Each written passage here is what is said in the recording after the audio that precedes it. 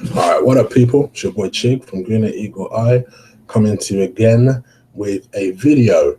How could I not do a video about this?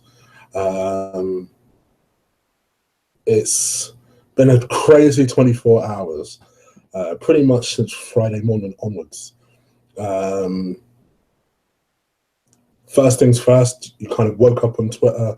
It was more Thursday evening, really. You woke up on Twitter and you saw this masses of stories about and the fact that, he criticized Arsene Wenger and, people were asking me my thoughts on that. And I thought to myself, do I really need to do a video about this? And I thought, no, I might just add a little something when I have Colin and Tops on for the review tomorrow. And that was always the way I was going to address it. And then a massive bombshell came in Friday evening that Usmanov had made a bid for Arsenal, and that is just mind-blowing to me. Some papers describe him as the second richest guy in the UK.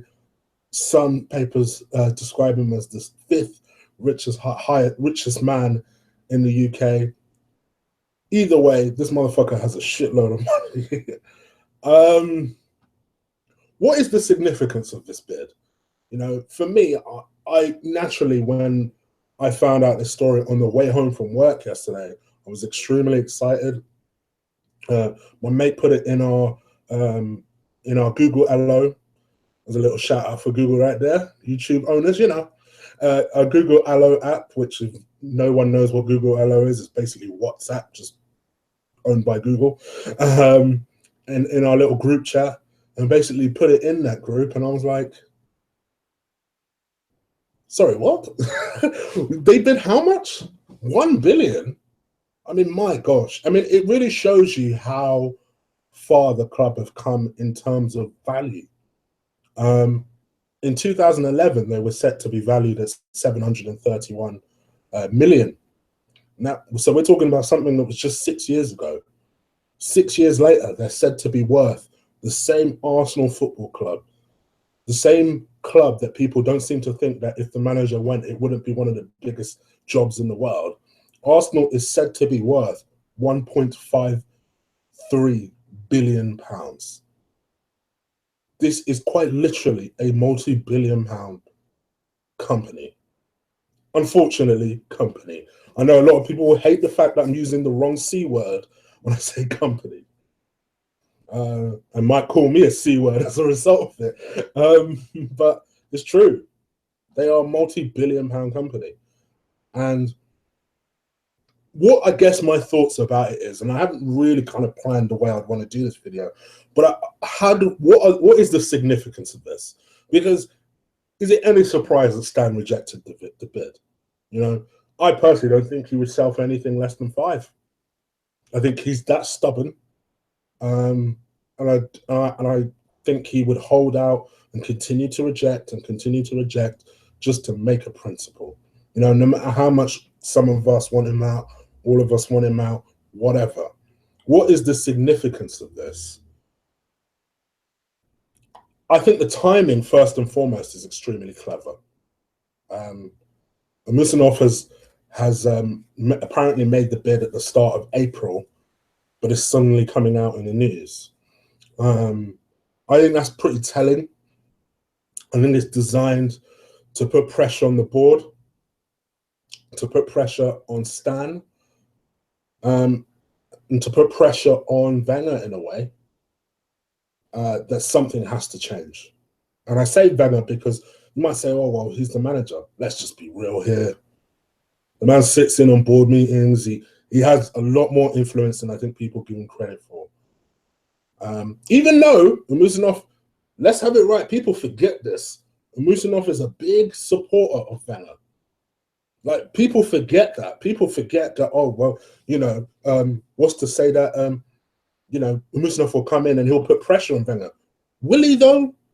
Because every single time I've seen a statement or a quote from Usmanov, the latest one was a month ago, and he was saying some stuff like, Wenger deserves much more respect, that he's one of our longest serving servants, and this, that, and the other. So you have to put these things in perspective. But I get why people are excited. People are excited because, at the very least, it represents a change that is needed. You know, whether you're for the manager going or staying, I think if there's one common thing that I would like to think everyone can agree on, is that something badly needs to change.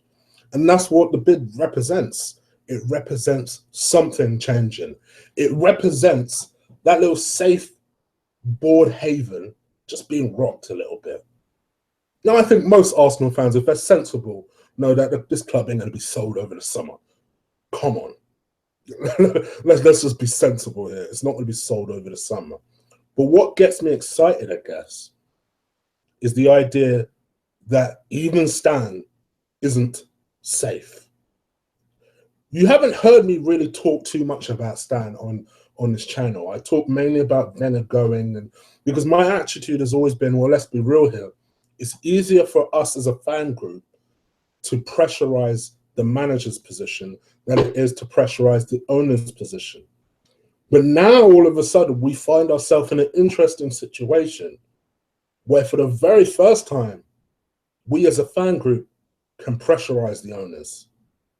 Because I see that being a good thing. Now, I can imagine, I already know one person at least that will say, well, what has Stan really done that wrong? And that's my boy Lee, because I know he doesn't hate Stan. Surprisingly, he has a lot of time for him. But the one thing I will say to that is this. I like it.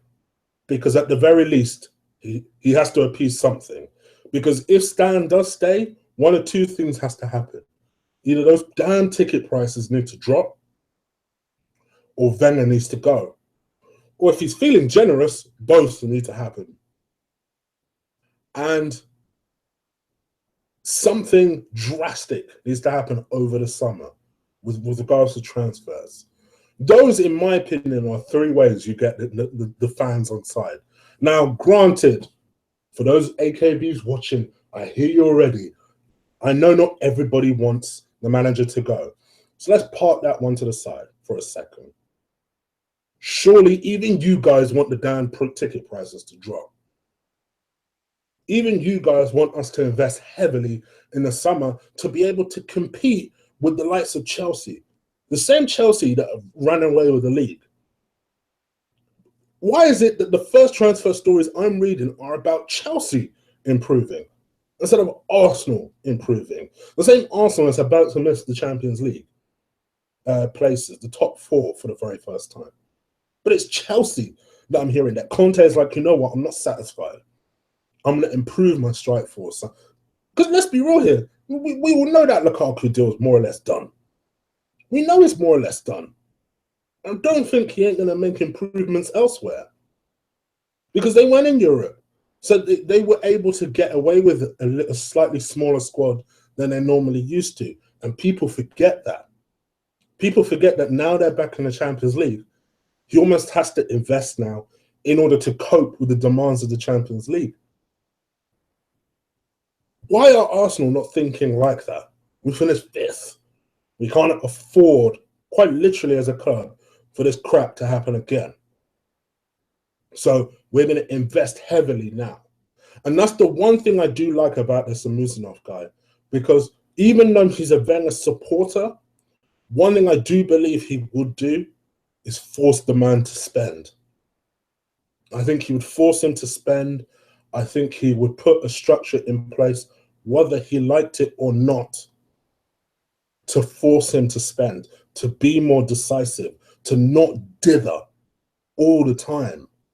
And those, I think, are the advantages of having somebody new, even if it's not a Usmanov. You know me, I've got a Nigerian heritage. And I can just see the memes and jokes. I can see it already. Me, I'd love that Nigerian billionaire personally to come on board. But apparently this Usmanov bid, that's the interesting thing. This Usmanov bid has actually created a market now where people are starting to circle Arsenal thinking, hold up, is Arsenal for sale? Because if that's the case, we're interested, which shows you how viable of a brand we are. And I know people hate that word, but let's just be real. We're in 2017.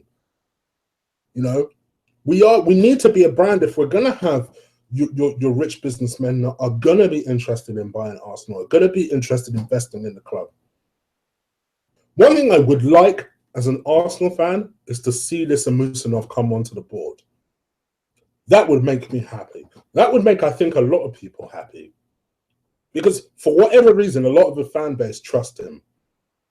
I'm still not sure, but one thing that does make me excited is I'm excited for change. Which brings me on to my next thing about fan base and criticism. Tony Adams. Now, regardless of where you stand on the Wenger in, Wenger out, what I don't understand is the abuse from Arsenal fans. I would almost understand it from a Man United fan. You guys know that Stel sometimes comes onto this channel. I've seen his tweets since Tony Adams made his comments. I'll be honest, some of them weren't even funny. But he's a United fan. I expect that crap from him. I don't expect it from our fan group, whether you agree with him or not. This is what drives me mad about 2017. If you have a different opinion to someone, oh my gosh, you're the worst person in the world. You're the devil. Fuck him. You're a cunt. Whatever. My gosh, I mean, yeah, they were harsh words. Harsh words. They were tough words. That's his opinion. He's not a coach. We've heard people say this before. In fact, if you watch the way Wenger operates, the man ain't a damn coach. Maybe once upon a time he was, but the way he operates, you can see he's a manager. There's nothing wrong with that. He's a manager. He manages situations. Absolutely. A coach, is he really that? Can you see him on the football field all the time? The man doesn't even give team talks, at least for the first 5 minutes. That doesn't strike me as coach-like. He's an observer. He's not a coacher. What is a surprise about what Tony Adams said, really? The man didn't insult his mum or stab a puppy. But yet you have Arsenal fans jumping all over him like he did something horrible. Ridiculous. Leave the man alone. He's a legend. Regardless of whether you want to take the piss out of his coaching abilities or not himself, and I understand that, and I do appreciate the irony that Tony Adams is criticizing someone about their coaching style. Having said that, the man is a legend. The one thing you should be doing as an Arsenal fan is defending the inevitable trolls that you get from other football clubs who want to take the piss out of what he said. So what? So he has an opinion about Wenger. Tell you what, so do most of those legends. You don't jump all over them. Anyway, just had to get all that crap out of my chest. You guys let me know what you think about Tony Adams and everything. What do you reckon? Do you think it's unfair that people are jumping all over him? And what do you guys think about the bid that was made yesterday? Well, say yesterday, start of April, but the story came out today. What do you guys think? Do you think it represents a good thing? Do you think it represents change? Let me know what you think. Just to let you know, I'm going to do a review of the Everton game with Colin and Tops, probably this time. No, it might be a little bit earlier. This time tomorrow. If you're listening to me for the first time, hit that subscribe button.